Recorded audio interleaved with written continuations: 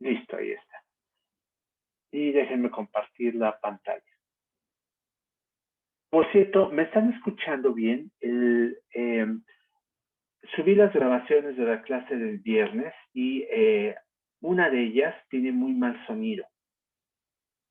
Esto, Creo que sí cambió un poco la calidad de su audio. O sea, sí se escucha bien, pero como que sí cambió, creo que desde la clase del viernes, creo. ajá, la clase del viernes estuvo bastante mal. Ahorita, ¿cómo me escuchan? O sea, igual como un poquito como con menos calidad. O sea, sí se le entiende lo que dice, pero como un poquito menos de calidad en el audio. A ver, déjenme entonces antes de continuar, voy a cambiar el audio. Un momento.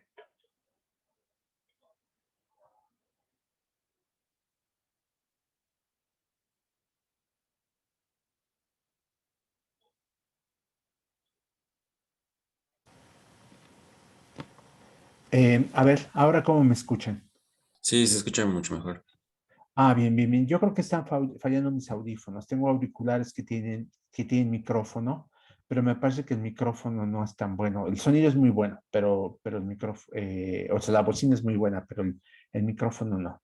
Bien, entonces voy a dejar este micrófono permanente, el de mi computadora. Ujú. Bien. Bueno, entonces empiezo con la clase ahora sí. Eh, bueno, el punto es que vimos que la programación lógica funcionaba bien como un método para calcular cosas, pero el punto es que como hemos visto ya antes, hay una, no barrera, vamos a decir, una distancia entre lo que hacemos en la sintaxis de estos lenguajes que estamos estudiando y la semántica. En el caso de programación lógica también existe y voy a primero presentar una semántica para la programación lógica y después voy a explicar por qué esta semántica es adecuada para lo que hemos visto. Ujú. La semántica se basa en una idea que se le debe a Brandt, un matemático, no me acuerdo si belga o francés de principios del 20. Ujú. Y dirán ustedes, bueno, ¿y cómo es que alguien de esa época pudo proponer la semántica de los lenguajes de la programación lógica? Esa es una buena pregunta, porque además Brand murió en la década de los 30, no nada más es que él empezó a trabajar en esa época. Murió muy joven, no me acuerdo si había cumplido 30 años o no, pero ya tiene un rato de eso. Pues eso suele ocurrir muchas veces en matemáticas y en computación, gente que desarrolla ideas teóricas que después resulta que tienen una conexión con cosas prácticas. La programación lógica, como la conocemos, es obra de Robinson en los 50 y posteriormente del trabajo de Kowalski y un grupo de investigadores franceses en los 70. Entonces, pasó un tiempo antes de que estas ideas se pudieran aplicar. Ujú. Bien, bueno, la idea va a ser la siguiente, vean. Vamos a tener un programa lógico, llamémoslo P, y vamos a tener las constantes que aparecen en este programa lógico. Vamos a llamar este conjunto C sub P. Ajá, entonces, aquí está. Y vamos a tener también los símbolos funcionales que aparecen en este programa lógico. Como un ejemplo, el programa que vimos la clase pasada de factorial, aquí está, pues las constantes es una sola, es cero, y los símbolos funcionales que aparecen son la función sucesor y la función multiplicación, como pueden darse cuenta, ¿no? Entonces, aquí estaremos pensando que estamos haciendo eso, símbolos de constantes y de funciones. Y vamos a pensar en lo siguiente, acuérdense de lo que hicimos en la primera parte del curso, que construíamos conjuntos de manera inductiva. Bueno, aquí vamos a hacer eso. Vamos a tomar como conjunto básico a las constantes que aparecen en nuestro programa lógico y como constructores a los símbolos funcionales que aparecen en nuestro programa lógico. Y nos vamos a centrar en la cerradura inductiva de este conjunto. Es decir, las constantes cerrado bajo las funciones. Ahora, estrictamente hablando, esta es una construcción sintáctica. Vamos a imaginarnos que por ahí en algún lugar, donde a Platón en el cielo tenemos un conjunto U sub P, en donde por cada elemento por cada constante que tenemos en nuestro programa, tenemos un elemento en ese conjunto. Podemos pensar que es nuestro universo de interpretación. Por cada símbolo funcional de nuestro programa, tenemos una operación que ocurre ahí. Y a este universo lo vamos a llamar el universo de Herbrand de P. Ajá. Entonces hay una correspondencia unívoca entre las constantes y símbolos de función y los objetos de este universo y las operaciones en este universo. Y vamos a llamar a estos elementos los términos básicos. Vean cómo el universo además también está cerrado bajo las operaciones, es decir, incluye un objeto por cada cosa que podemos construir en nuestro programa lógico, por cada construcción sintáctica. Bien, ahora, este es el universo de Herbrand y vamos a tener por otro lado algo que se llama la base de Herbrand, que son las fórmulas atómicas con predicados que aparecen en P y cuyos argumentos son términos básicos. Nuevamente, nuestro ejemplo de la clase pasada de factorial. Vean cómo aquí tendríamos en la base de Herbrand todas las cosas que podamos decir con el predicado factorial a partir de la constante cero, a partir de la función sucesor y de la multiplicación. Eso sea nuestra base. Ajá. Entonces son fórmulas atómicas construidas a partir de estos elementos. Y una interpretación de Brandt es el subconjunto de la base de Brandt que son satisfechos en la interpretación. ¿Qué quiere decir con esto? Vean, me regreso nuevamente al ejemplo que tengo acá. Aquí yo tengo factorial y tengo cero. Cero. Por ejemplo, con esto yo podría construir pues la fórmula atómica factorial de cero es 1, pero también podrá construir la fórmula atómica factorial de 2 es 1. La puedo construir, pero este programa no la satisface. ¿Por qué razón? Porque se dan cuenta que por la forma que defino factorial, pues el factorial de 2 no es 1, el factorial de 2 es 2, ¿no? Uno puede decir que el factorial de 5 es 3, pero lo puede expresar en el lenguaje. Ajá. Entonces, la interpretación de Brandt lo que hace es tomar de la base de Brandt aquellas fórmulas atómicas que son satisfechas. Ajá. Nada más. Ajá. Entonces, cosas como factorial de 2 es 3 o factorial de 5 es 1, esas las desecho. Me quedo solo con las que son satisfechas. Y un modelo de Herbrand es una interpretación, ¿bien? Que no nada más toma las fórmulas atómicas que son satisfechas en interpretación, sino que hace verdaderas todas las cláusulas del programa. El programa, acuérdense que incluye fórmulas cuantificadas, existencial o universalmente, e incluye pues la disyunción y la implicación. Entonces, eso quiere decir que aquí tenemos más cosas y aquí estamos pidiendo que el modelo de Brand no nada más satisfaga estas cláusulas, sino que las haga verdaderas, es decir, es más fuerte. No tenemos variables libres, entonces podemos hablar de verdad aquí. Y pues aquí digo un modelo de Brand. ¿Por qué razón? Porque en realidad puede haber muchos. Uno podrá pensar, bueno, ¿qué cosas necesitas aquí? Pues que sean verdaderas todas las cláusulas, pero puede ser que haya cosas que no sean cláusulas del programa y que también sean satisfechas o verdaderas en este modelo. Entonces lo que voy a hacer es quedarme con el modelo mínimo del Brand, que es la intersección de todos los modelos del Brand. Y ese modelo lo voy a elegir como la interpretación predilecta para el programa. Eso es lo que voy a hacer. Déjenme presentar un ejemplo. Aquí tenemos, pues miren, precisamente el del factorial es el que desarrollé acá. Vean, el universo de Brandt, entonces quedamos que es el 0, la función sucesora aplicada a 0, la función sucesora aplicada al sucesor de 0, etcétera, etcétera. También incluye 0 por 0, 0 por 1, 1 por 1, sucesor de 0 por 0, perdón, de 0 por sucesor de 0, etcétera. Aquí pues pongo algunos nada más, pero podemos incluir mucho más. De hecho, debería tener suspensivos también de este lado, porque esto puede seguir infinitamente. Y la base de Brandt son todas las fórmulas atómicas que puedo formar con el predicado este. Y entonces puedo decir factorial de 0 es 0, factorial de 0 es 1. Vean, esto en nuestra intuición de cómo se define factorial, esto debería ser satisfecho por el programa, mientras que esto no, porque el factorial de 0 es 1. La base de Brandt es todo lo que puedas decir, sea satisfecho o no sea satisfecho.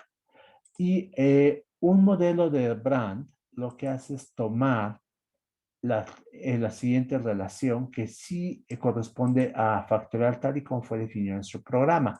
Entonces vean cómo esta relación sí es una interpretación correcta de factorial. 0 tiene como factorial el 1, 1 tiene como factorial 1, 2 tiene como factorial 2, 3 va a tener como factorial 6, etcétera, etcétera. Y esa relación es una interpretación de factorial que sí es satisfecha por el programa que escribimos. Entonces, es así como lo construyo. A mí lo que me interesan son esas interpretaciones que satisfacen el programa y que además no lo satisfacen, hacen verdaderas todas las fórmulas del programa. Bien. ¿Preguntas? ¿Ese modelo es la base de lo de arriba?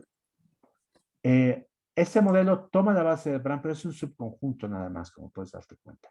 Porque aquí, por ejemplo, no se ubica esta, ¿te das cuenta?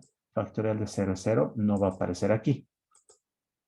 Porque además vamos a tomar el mínimo. Como es una relación, tú podrás agregarla también, te das cuenta, y decir, también aquí está 0,0. Dices, bueno, sí, esa también satisface el factorial visto como una relación, pero es un hecho que yo no quisiera tener, porque el factorial de 0, a mí me gustaría que fuera solo 1, ¿no? Entonces lo que hago es quedarme con el más pequeño y excluyo esta fórmula atómica. No sé si eso contesta tu pregunta. Ok, sí, sí, gracias. Perfecto. Ahora, eh, bueno, pues entonces estos modelos de Brand son los modelos mínimos de Brand, son los que vamos a tomar como la interpretación predilecta de lo que es un programa lógico. Y es un tema que no voy a ver en el curso, pero para quien le interese, libros más avanzados de programación lógica, no necesariamente muy avanzados, libros en los que se está pensando en curso semestral de programación lógica, se demuestra que estos modelos siempre existen para un programa lógico como los que vimos antes y que tenemos una situación de corrección para los programas. Es decir, si ustedes pueden deducir algo utilizando los mecanismos de unificación y resolución, entonces eso vale en el modelo de Brand. Es decir, todas las deducciones que ustedes hagan, todos los teoremas que demuestren utilizando programación lógica y por lo tanto los cálculos asociados a esas demostraciones son verdaderos en el modelo. Aquí lo que voy a ver en lo que resta de estas láminas es algo más, es algo distinto. Es el problema de la negación, que se dan cuenta que no lo he mencionado hasta el momento. En el lenguaje de cláusulas definidas, solo le introduje para metas y era para decir, negamos algo y vamos a demostrar que, pues al negarlo nos equivocamos, que sí debe haber alguien que sea el factorial de 3, por ejemplo. Yo diría, bueno, ¿y cómo podemos manejar la negación? Por ejemplo, piensen que tal y como definimos factorial en el programa, no es posible deducir que el factorial de 3 es 9. Bueno, entre otras cosas porque el factorial de 3 no es 9, ¿no? El factorial de 3 es 6. Pero nosotros quisiéramos que, dado que esto es falso, que factorial de 3 es 9, pues quisiéramos poder demostrar que no es cierto que factorial de 3 es 9. ¿Cómo lo podemos hacer? Bueno, el primer problema que tenemos es que resolución es un método refutativo, ¿no? Entonces, lo que le damos es la negación de lo que queremos demostrar. Entonces, aquí ya hay una negación. ¿Cómo manejamos entonces una negación? Tendríamos que meter entonces una doble negación, pero como ya sabemos de la parte de cálculo de proposiciones, pues esto equivale a afirmar 3,9. Y entonces nosotros tendríamos que meter esta cláusula y a partir de esta tratar de llegar a una contradicción. Eso no va a pasar. La resolución no funciona de esa manera. Entonces no podemos demostrar esta supuesta meta, que en realidad no es una meta, no tiene la sintaxis de la meta. Ajá, entonces aquí tenemos un problema. El método de resolución no nos permite demostrar las relaciones de fórmulas, porque además estas ni siquiera tienen la estructura básica, que es una meta, que es la negación de una fórmula atómica. Entonces, ¿qué podemos hacer en este caso? Bueno, aquí primero, tenemos el punto de que la intención de nuestro programa es definir exactamente la función factorial. Una opción sería agregar esto y decir, mira, 3 tiene dos factoriales, 9 y 6. Diría, bueno, pues eso no es lo que yo quiero. Ajá. Pero es posible, lógicamente es posible. Esta es una relación, no es una función. Entonces, lógicamente debería ser posible. Pero no queremos esto. Lo que querríamos es otra cosa. Lo que querríamos es más bien que del programa que yo presenté antes, vean, lo tengo aquí escrito como fórmulas, yo quisiera poder deducir que no es cierto que el factorial de 3 es 9. Pero el punto, perdón, avanzo esto. El punto es que esto no es el caso. No se puede deducir esto. La situación que tenemos es que este hecho es compatible con el programa. Y lo que yo querría entonces es modificar mi sistema de resolución para con una regla más fuerte, llamémosla resolución prima, que me permitiera demostrar fórmulas negativas. Es decir, si no es posible deducir lo que esto de que factorial de 3 es 9, pues yo quiero demostrar que no es el caso, ¿no? Ajá. Entonces podríamos tener en nuestro nuevo sistema que de este programa, como no se deduce que el factorial de 3 es 9, entonces se deduce que el factorial de 3 no es 9. Ajá. Eso es lo que yo querría tener. Y esto, pues en general debería ser el caso. Para cualquier fórmula negativa, yo querría probar que si no es posible deducir de resolución algo, entonces pues debo poder reducir su negación. Eso es lo que yo querría hacer. ¿Cuál es el problema con esto, con esta regla R'? O sea, que uno diga, mira, ese es lo que me estoy planteando como objetivo, ¿no? ¿Cómo ampliar mi sistema con esta regla R' para demostrar estas cosas de este estilo? Bueno, pues tenemos un pequeño problema que no voy a demostrar aquí, lo voy a mencionar simplemente porque me interesa que veamos las limitaciones, entonces, que tiene programación lógica. Este teorema me dice lo siguiente. Suponte que tienes tu sistema que R', que es más fuerte que R y que te permite demostrar teoremas de este estilo, negaciones de fórmulas, que no podías demostrar antes. Bueno, pues resulta que entonces esta regla no es correcta. Es decir, yo puedo, es posible encontrar gamas, un conjunto de premisas gamas y una fórmula alfa, tales que, de acuerdo con este sistema nuevo, de aquí se deduzca no alfa, pero que no sea cierto que semánticamente de gamma se deduzca alfa. Es decir, el sistema R' que yo me estaría planteando me permitirá deducir cosas que semánticamente no valen. Justo cosas como estas. Si yo puedo demostrar esto semánticamente no se sigue de mi definición. Mi definición no es incompatible con esta negación, como ya dije. No es algo que se pueda deducir, pero no quiere decir que es incompatible. Entonces, el sistema no es correcto. Y esta es una característica de cualquier ampliación que se les ocurra a ustedes. Vean cómo aquí no estoy mencionando cómo se reprima para nada. El teorema me dice, no importa cómo sea R', e introducir una R' que te permita hacer esto, hace que esto ya no sea correcto. Hay incompatibilidad con los principios de programación lógica. Entonces, no podemos demostrar cosas así, nada más porque sí. Tenemos que buscar una alternativa. ¿Qué alternativas tenemos? Tenemos la alternativa, por supuesto, de tirar la toalla, ¿no? Que esa es una alternativa que siempre se plantea a la gente. Mira, no se puede hacer esta cosa que me parece que es un objetivo muy bonito, entonces esto ya no sirve. Dicen por ahí, es una reconstrucción histórica con huecos. Martin Davis la presenta en su libro eh, de Universal Turing Machine sobre el surgimiento de la computación teórica.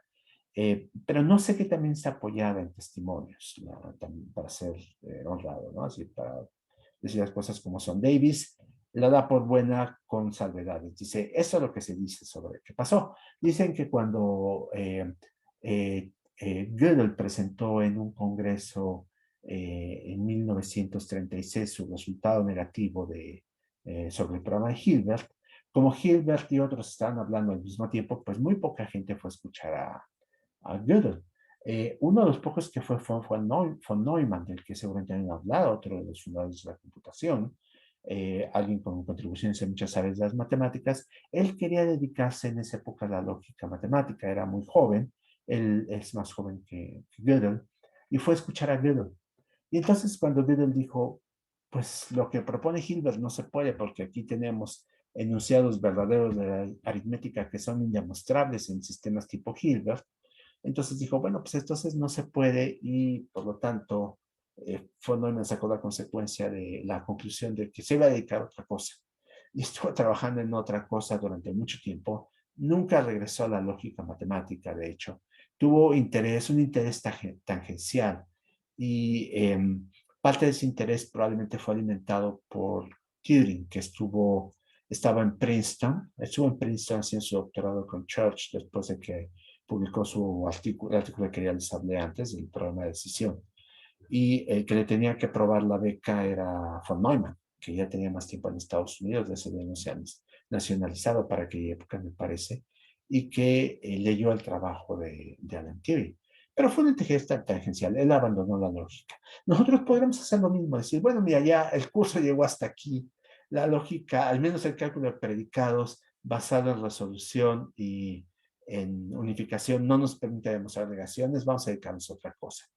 Pero pues es una perspectiva mala, porque resulta que a pesar de que Gödel demostró este resultado hace mucho, la gente ha seguido utilizando la lógica y en particular los computólogos la han utilizado con mucho provecho. Entonces aquí podríamos pensar en que vamos a hacer una cosa distinta. Por ejemplo, vamos a pensar en que a lo mejor no podemos con todas las negaciones, pero podemos con algunas de ellas. Por ejemplo, podemos pensar que si gamma que nuestro sistema de demostración de resolución no es posible demostrar la negación de alfa, pero si gamma y no alfa son consistentes, es decir, las premisas que están aquí en gamma, les podemos agregar no alfa y seguimos teniendo un sistema que es consistente. Entonces, a lo mejor en ese sistema sí podremos demostrar cosas como esta. Y la respuesta es sí. En este caso no tendríamos algo que fuera incorrecto. Estaríamos pensando en que estamos ampliando el sistema lógico a fórmulas que pues son compatibles con lo que sabemos. Ajá. Y el punto es, ¿cómo hacemos para calcular estas fórmulas que son consistentes, estas fórmulas negativas que son consistentes con un programa? Eso es lo que querríamos hacer aquí. Ajá. Decir, bueno, mira, las negaciones que existen, que hay muchas, ¿cuáles son consistentes con el programa lógico con el que estamos lidiando? Bien, una primera opción es tomar lo que le llaman la hipótesis del mundo cerrado, se conoce más por sus siglas en inglés, Closed World Assumption, es decir, CWA. Entonces, vamos a mencionarlo así, la hipótesis del mundo cerrado o CWA. Ajá. Esta hipótesis es una hipótesis que de hecho se utiliza en bases de datos y en muchas otras áreas. La hipótesis funciona así. Vean, tomamos un programa lógico, gamma, que es un conjunto de cláusulas definidas, y tomamos una fórmula no negativa. Vamos a suponer que no es posible derivar de estas premisas la fórmula no negativa alfa. Ajá. Entonces, si esto es así, la hipótesis del mundo cerrado nos diría, bueno, entonces tú puedes decir que infieres de gamma, no alfa. Es decir, alfa no es derivable de gamma, y entonces pues dices no alfa. Vale. Es exactamente lo que tenemos en el ejemplo que presenté. Vean, en este ejemplo, resulta que en resolución, no en esta resolución prima, sino en resolución, no se puede derivar que no es cierto que 3 es el factorial de 9. Entonces, como no se puede derivar, lo que hacemos es agregar la negación de este hecho. Eso es lo que nos está diciendo el mundo cerrado. Si no lo puedes demostrar, entonces, pues, asume que no es así. ¿Por qué se llama hipótesis del mundo cerrado? ¿Y por qué eso tiene sentido? Vean, es una cosa que tiene bastante sentido. Yo suelo ilustrarlo en mis cursos en otros semestres con un ejemplo bancario, vamos a llamarlo así. Ustedes van al banco y tienen una cuenta, el banco que quieran. Vamos a pensar Banamex, ¿no? Que ahorita está a punto de cambiar de dueño. Tienen cuenta en Banamex, ahí les depositan su beca, por ejemplo, y entonces llegan y le dicen al banco, ¿sabes qué? Quiero retirar 1,000,000 de pesos. Y entonces el cajero pues los ve con cara de extrañeza, ¿no? Pues 1,000,000 de pesos es muchísimo dinero, ¿no? A ver, déjame ver cuánto tienes en tu cuenta para ver si siquiera podemos empezar la operación. Y entonces se da cuenta que ustedes tienen guardados 100 pesos. Y les dice, oye, aquí tienes guardados 100 pesos. Y ustedes contestan, y el cajero les dice, ¿cómo que y? Si no dice aquí que tienes 1,000,000 de pesos, yo no acepto que tienes 1,000,000 de pesos. Bueno, esa es la hipótesis del mundo cerrado. Ajá. Todo lo que ustedes no ven en positivo es negativo. Así de simple. Si ustedes si su estado de cuenta y consultado por el cajero no dice que tiene 1,000,000 de pesos, es porque ustedes no tienen 1 millón de pesos. Si ustedes, no sé, por ejemplo, se asoman y ven que no está lloviendo, pues es porque no está lloviendo, ¿no? Eso es lo que significa la hipótesis del mundo cerrado. Si ustedes no pueden verificar un hecho, asumen la negación del hecho. Ujú. Eso les puede parecer muy lógico, pero es complicado, no nada más desde la perspectiva filosófica, sino también desde la perspectiva computacional. Pero vamos a suponer que esta es una idea sensata y de hecho es tan sensata que así funcionan las bases de datos. El banco tiene una base de datos donde está su nombre con el saldo de su cuenta. Su nombre y el saldo de su cuenta dicen que ustedes no tienen 1 millón de pesos. El banco sensatamente asume que no los tienen. Así funciona la hipótesis de mundo cerrado. Entonces, dada esta situación, a nosotros lo que nos interesa es concentrarnos en las consecuencias negativas de un programa lógico bajo la hipótesis del mundo cerrado. Es decir, todas las fórmulas negativas, tales que la fórmula sin la negación no es demostrable a partir del programa. Entonces, todo esto son el tipo de negaciones que a ustedes nos gustaría aceptar. Dado que el mundo está cerrado, es decir, está todo lo que ustedes no pueden demostrar en positivo no es parte del mundo, es ahí donde la cerradura que estamos tomando, entonces nos gustaría poder inferir pues las negaciones de esas cosas que no se pueden inferir del programa. Entonces queremos ampliar nuestros programas lógicos para incluir esto. Uh-huh. Esa es la idea. Y eso es lo que uno diría, es un buen punto de partida de hipótesis del mundo cerrado. Uh-huh. Ajá. Por qué esto sería sensato desde el punto de vista teórico? No desde el punto de vista práctico, que pues ustedes como banqueros ya se dan cuenta que pues es bastante sensato, ¿no? No dejar de retirar a la gente dinero que pues no hay ningún comprobante de que es suyo, ¿no? Ajá.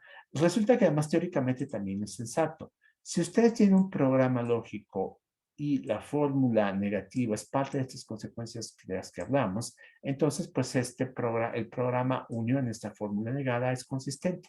Ajá. Entonces, mientras sea consistente, sabemos que estamos todavía en un terreno firme.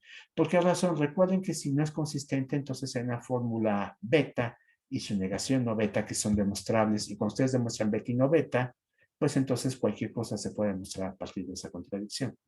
Entonces, es importante mantener la consistencia y este será un punto positivo. Ahora, hay puntos negativos de hacer las cosas de esta forma. ¿Cuál es el punto negativo más importante? Este punto es un punto insuperable computacionalmente. Ajá. Si ustedes tienen un programa lógico gamma y tienen una fórmula positiva, esta pregunta, una fórmula, perdón, arbitraria, no positiva, una fórmula arbitraria, esta pregunta es indecidible. Es decir, no existe un algoritmo que la conteste en todos los casos.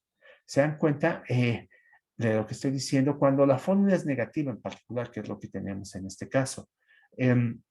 Con fórmulas positivas, si nosotros las formulamos como metas, entonces ya vimos que la resolución nos contesta siempre.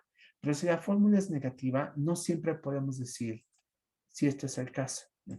Esto no lo voy a ver en este curso, pero los que están conmigo en autómatas y lenguajes formales, es una instancia más del problema de la detención de máquinas de Turing. Es una forma de plantearnos un subconjunto de preguntas que son equivalentes al problema de decisión de Hilbert. Por esa razón es que no se puede. El problema es indecidible y por lo tanto no hay una forma infalible de saber si una fórmula se sigue de las premisas de acuerdo con resolución y por lo tanto, como no podemos contestar esta pregunta, no podemos aplicar esta regla. Cuando sabemos la respuesta, cuando de alguna manera, pues sí pudimos decir que la fórmula no se seguía de gamma o algún ente mágico, Dumbledore, Buda, el que ustedes quieran, nos dice alfa no es una consecuencia de gamma de acuerdo con la solución, entonces sí podemos hacer esto. Pero sin la ayuda de estos entes mágicos, Dumbledore o Buda o el que ustedes quieran, entonces no podemos dar este salto. Va a haber instancias en las que no vamos a poder hacerlo. Ajá. Sí, bueno, entonces, ¿cómo hacen los banqueros para no regalar millones de pesos a las personas que llegan a pedirlo? Bueno, la razón es la siguiente. La razón es que las bases de datos en los bancos operan bajo una restricción todavía mayor del cálculo de predicados, que nos garantiza que ese subconjunto sí es decidible. Esa es la razón. Entonces, como ese subconjunto sí es decidible, para ese subconjunto sí podemos contestar esta pregunta. Alfa no es una consecuencia lógica de gamma y la respuesta es ese subconjunto sí se puede y por lo tanto, pues el banquero que tiene una base de datos que opera bajo esa restricción de cálculo de predicados puede saber que ustedes no tienen 1,000,000 de pesos y no se los va, su cajero no les va a dar no les va a dar el dinero. Esa es la idea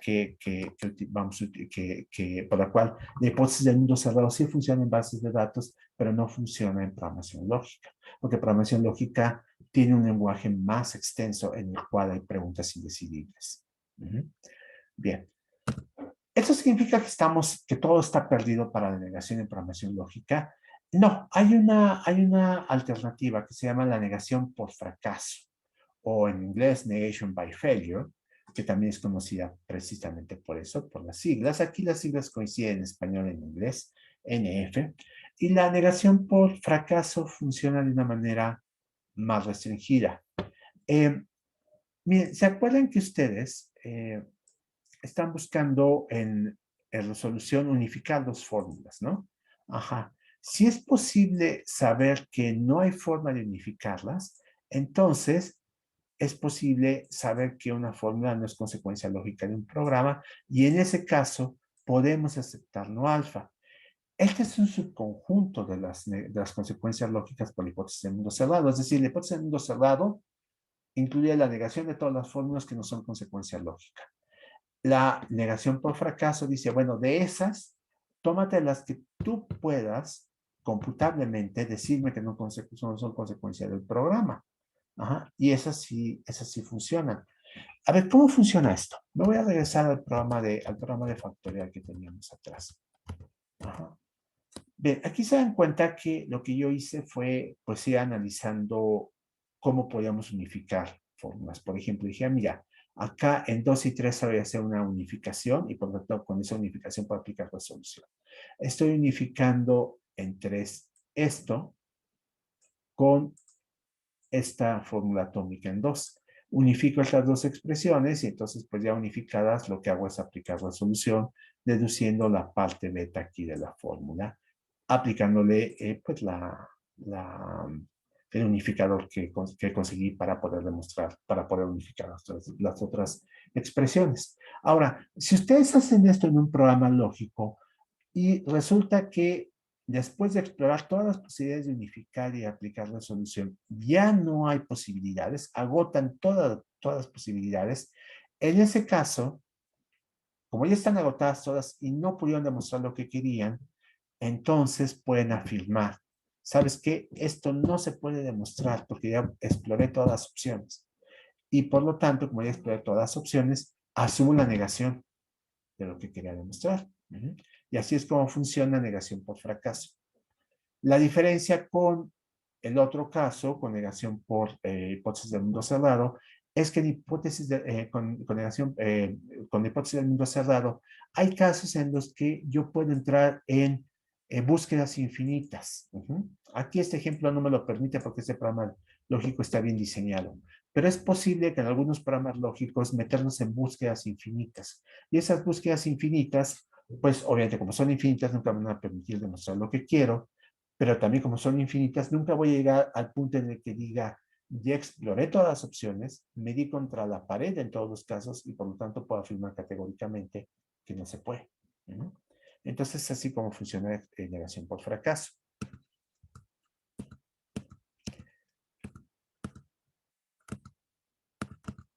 Lo tengo aquí. ¿Cómo se implementa esto? Son detalles técnicos que no voy a ver en este curso. En un curso de programación lógica se ve todo esto. Y si esto les parece interesante, los invitaría a inscribirse. Fabio cada tanto imparte el curso de programación lógica. Es un muy buen curso, aunque Fabio últimamente se ha interesado más en auxiliares de demostración, pero si lo imparte yo se lo recomiendo ampliamente. Y si no es Fabio, seguramente cualquier persona que lo imparte se dará un curso que es de interés para ustedes. En particular, aquí no lo puse aquí, pero en particular Prolog, el lenguaje de programación lógica del que les hablé, no es un lenguaje de programación lógica pura. Es decir, hay cosas que en teoría se pueden, pero en la práctica no, porque llevan demasiado tiempo.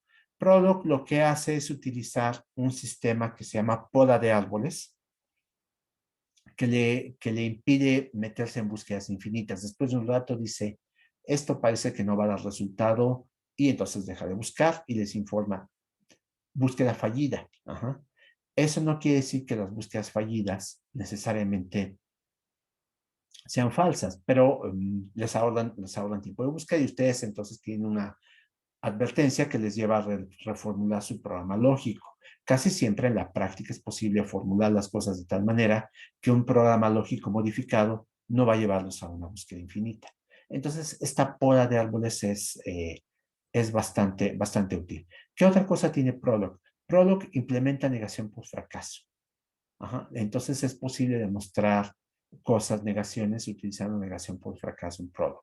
Entonces, combinadas estas dos cosas, lo que tienen es un lenguaje que no les permite hacer todo lo que hace la programación lógica pura, pero les permite hacer cosas que son prácticas, son eficientes, y que en la mayor parte de los casos les resuelve sus problemas. Un lenguaje de programación lógica pura es imposible por los problemas de indecidibilidad y por la falta de eficiencia. Y ustedes me dirán, bueno, ¿y para qué creo un lenguaje que no cumple todo lo que promete? Mi respuesta es, ningún lenguaje cumple todo lo que promete. En mi curso de autómatas y lenguajes formales voy a demostrar que el problema de la detención no es resoluble para máquinas de Turing. Las máquinas de Turing son un modelo universal de lo que es la computación, y eso significa que esa limitación la sufren todos los lenguajes de programación, no más Prolog. Prolog tiene la elegancia de mostrarnos exactamente dónde está el problema. Ajá. Pero en Java tampoco se puede hacer todo lo que uno piensa que en principio se puede hacer, o ni siquiera es posible saber qué cosas se pueden hacer. Eso pasa para todos los lenguajes. Y hay que ustedes quieren presentando Python, C, etcétera, etcétera, etcétera. Entonces, no es una limitación exclusiva de la programación lógica. Bien. Bueno, yo creo que me detengo en este punto. Ya la próxima clase lo que voy a ver es una pequeña introducción a bases de datos desde la perspectiva del cálculo de predicados. Es un cambio de tema, entonces yo creo que es un buen punto detenerme aquí. Lo que veo el miércoles, entonces, como quedamos, es réplica, miércoles y viernes, y bases de datos viene el lunes. ¿Preguntas o comentarios por el momento? Profesor, entonces, ¿las réplicas van a ser con usted o con los ayudantes? Van a ser conmigo, no me puedo poner de acuerdo con Ricardo, pero Ricardo, a diferencia de no sé si tú estás en mi curso de autómatas, allá ya ven que Eduardo y Vladimir, mis ayudantes de autómatas, pudieran ser parte de la réplica. Ricardo muy amablemente aceptó ser ayudante de este curso, pero tiene problemas de horario por su trabajo, entonces no sé si está disponible, no sé si está disponible. Si está disponible, a lo mejor lo podemos hacer más ágil todo, pero todavía no tengo un acuerdo con él. Lo más probable es que sea solo conmigo. Ah, ok, de acuerdo. Gracias. Perfecto. Bueno, ¿alguna otra pregunta o comentario? ¿No? Bien. Entonces termino por hoy. Déjenme detener